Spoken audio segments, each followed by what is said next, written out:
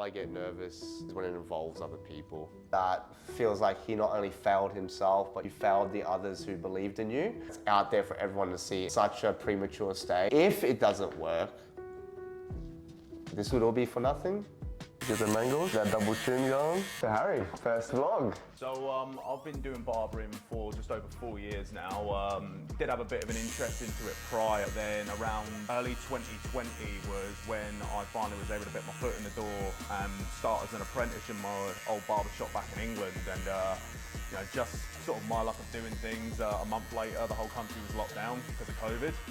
And then through the thick and thin of dealing with that, around sort of middle of 2021, about a year and a half later, I was on the shop floor there as a junior barber, and then from there I just pretty much grinded myself into the ground with the job and with the trade, like just working as hard as I can, trying to build up all the other factors and foundations of what it means to be a barber. Did that for a year on the shop floor there, and then moved over here around middle of 2022, doing a bit of time in both countries to decide which one we wanted to live in. Decided that this was kind of where it would be best for us, for opportunity-wise, to be here. So I packed my bags and left, sort of getting my foot in the door with barbers in the area. Used to get my hair cut by a barber who, funnily enough, wasn't too far from where I am in England. Just asked him what it was like working here, and he obviously sang the praises of Josh and Cartel and what the brand and what the shop's all about.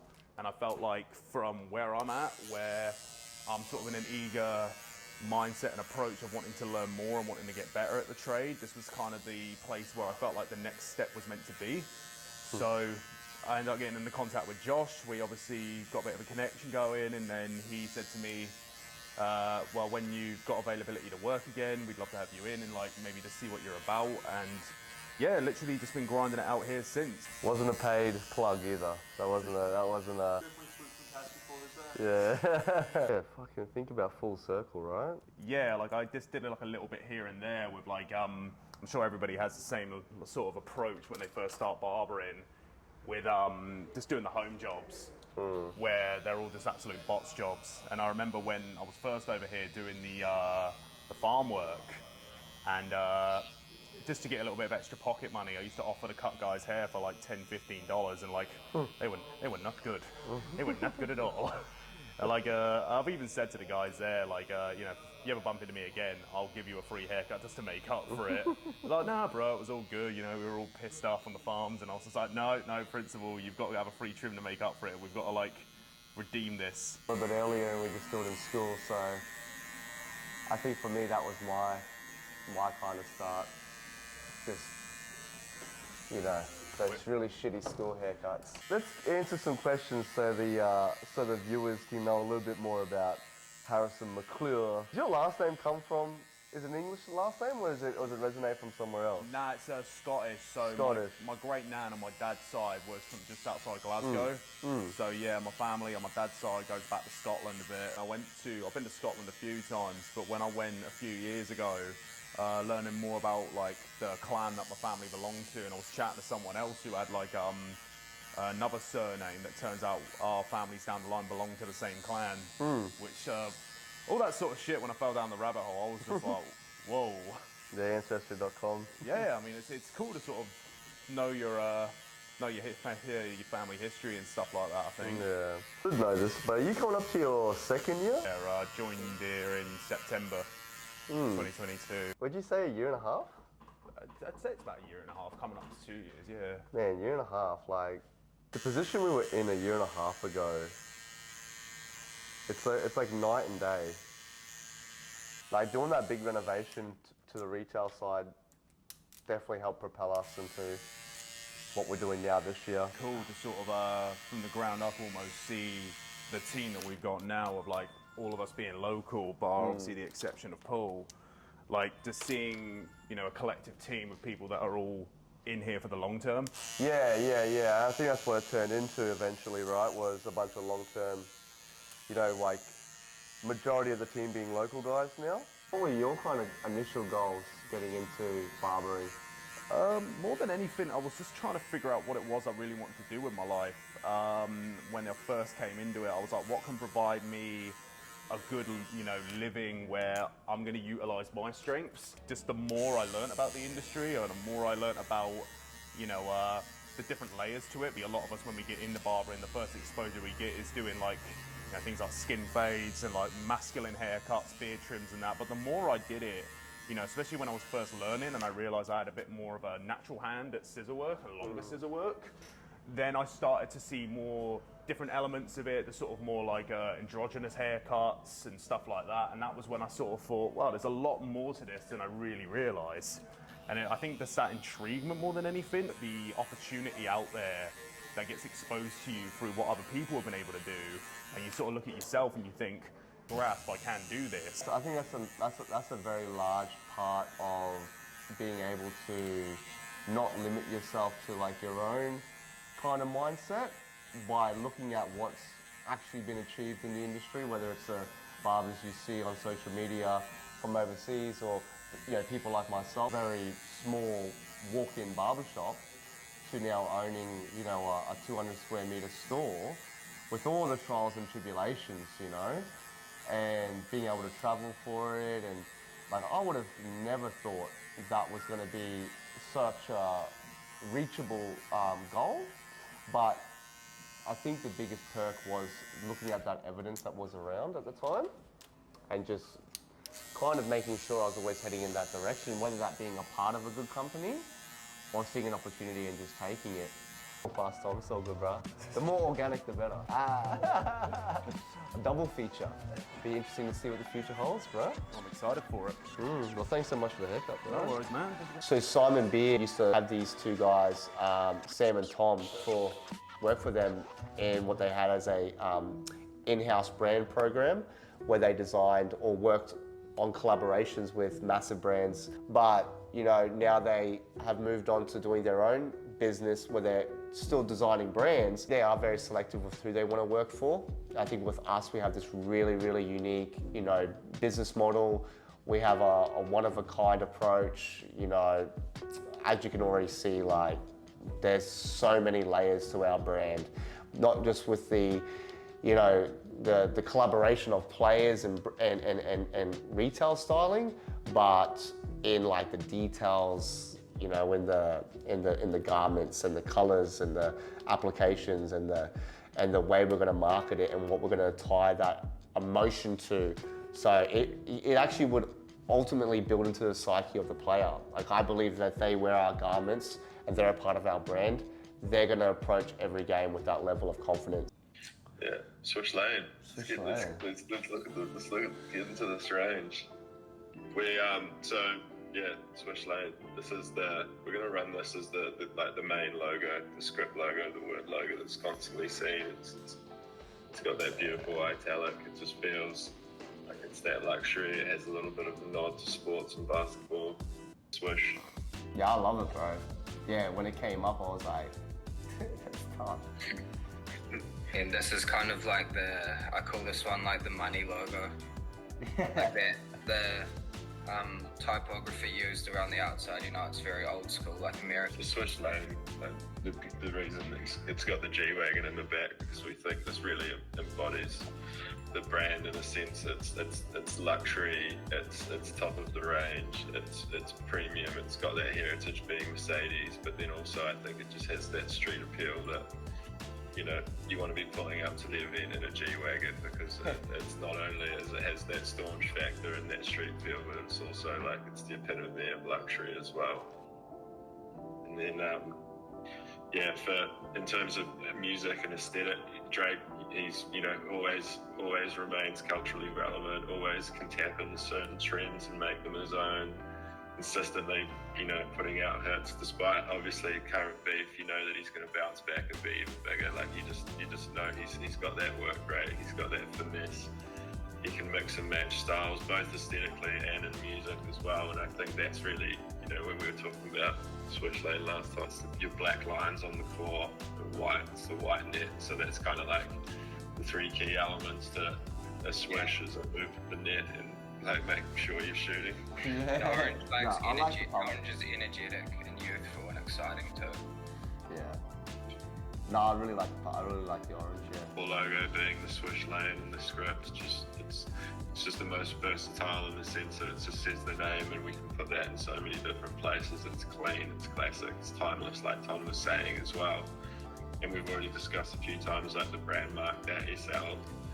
We want that to be recognised. We want people to see that SL and go, they know it's Swish lane, and have become a piece of its own, to the point where we don't even need to use this logo. People just see this, they see Swish lane, and then the secondary down the bottom left is the full logo, where we're really including all the details, the little AU referencing where we've started and where it's come from, and Victory Cove, and you're in the company of victors when you're going down Swish lane. Hey, the Swish play. Yeah. You pull out the playbook there. Have you got your own? Yeah. And that's a sick accessory we could do too, is the playbook. Like, we'll make some really nice journals, call it the Swish lane playbook, and then have that reference, but it's like, a little journal.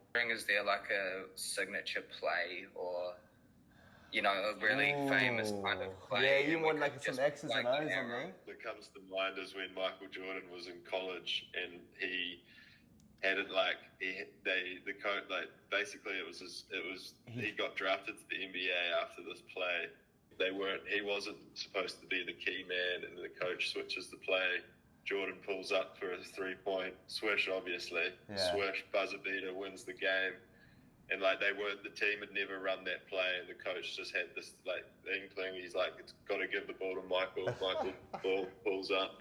You need to add something like that, because then that's that piece too. Like, the real ballers will see that and be like, oh shit, that's the play. Even if it was a play that perfectly sets up a 3-point play or some shit, and then so you can get the swish. And it's just lacking that little extra bit of depth. But I really wanted to ask, both of you, like, what the play is.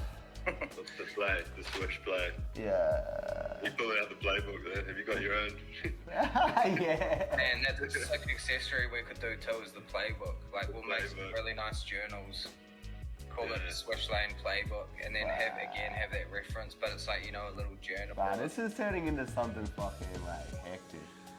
That's dope. I like the journal. That's tight. Like the playbook, and it's also like it's this day and age. It's like we're promoting people to kind of look after themselves, like plan their like the self-help. Goal setting. It's where you set your goals in. Yeah. Yes. And you give it to a player.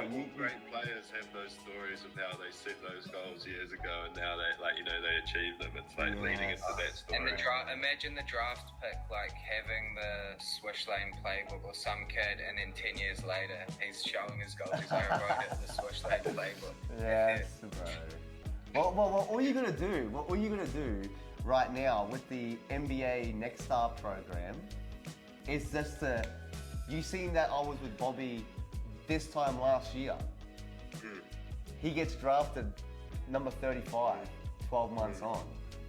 So hypothetically, we already had this yarn and we have this book. Every time you meet someone, and I'm like, hey bro, just take this. This is our brand. It's what we do.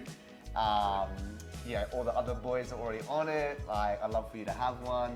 And then he just out of the friendly relationship goes, he just kind of quickly shows it or some shit, or he has it on the table, or oh man, that's cool. But he's a Swish. That's it. No one ever remembers a brick.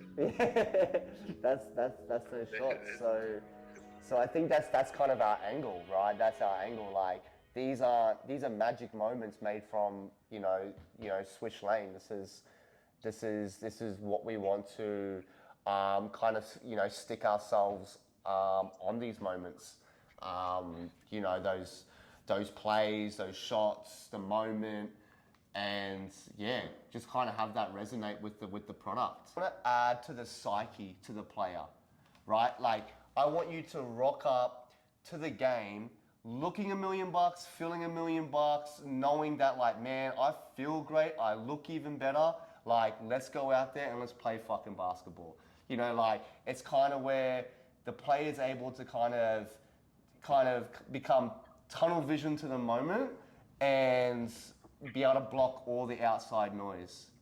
And, it's like a haircut. Like, you walk out, I mean, bro, you probably got long hair. I don't know how many times you're getting a haircut. I'm getting my second one this year on Friday. I'm finally sorting that shit out.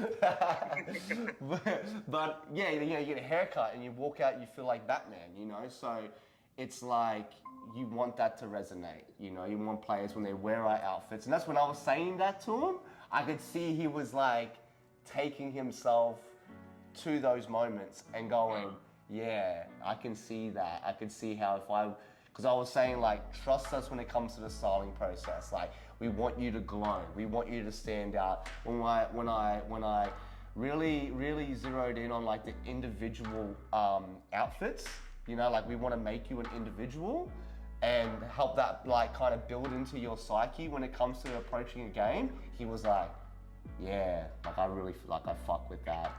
We want you to stand out. Like, we're not gonna give you the grey tee with the grey pants, with the simple, you know, fucking whatever it is on the front and on the pants that you see generically everywhere. So being a part of this, we want to create, like, we want you, I always go back to referring to as like, we want you to glow. Like when we want you to like come in, it's like you got an aura to yourself. We have of this brand too is like, you're literally talking to the players, you're hearing their problems. Yeah. Relaying it to us, we can solve those problems. So that's the refined range. I think we both kind of really leaned into the details and the branding and like we said, really making the fits that, you know, we'll like elevate the fits so that they really speak to this basketball player, like size and fit as well. And like, you know, we want to make it, you know, the quality of everything is what kind of like, it's heavyweights, it's detailed, like it's good fabrics, it's what kind of elevates this, just so it's not just kind of leaning into the trend stuff, it's also like quality pieces. Well, bro, again, taken back. This is awesome. This is great. Like I said, it's even better timing because, yeah, I've got a meeting with Quat today at 2 p.m, so I can't wait to show him this slide and, you know, really kind of reel him into the vision again. I can't wait to kind of just get like a sample of each thing and actually just have that the most exciting part. Yeah, and to like actually Christmas all the time. Yeah, and to like give that to to all the players and to get their reactions on it and to know that we're at those final stages of Imagine when you get to have that FaceTime call and you go, bro, here's the jacket. Yeah, that's it. Here's a real life Swish late, baby. So, Catch you later, bro. Sweet, brother. Have a good day. See ya. Another meeting done. A little nerve-wracking now, you know, we're getting to the business end of it. A lot of money's been put down, a lot of effort's gone in, not just through myself, but the players, the design team, you know, and soon the manufacturers. So yeah, looking forward to catching up with the guys at the NBL Blitz and, you know, actually interviewing them and letting everyone kind of hear their stories.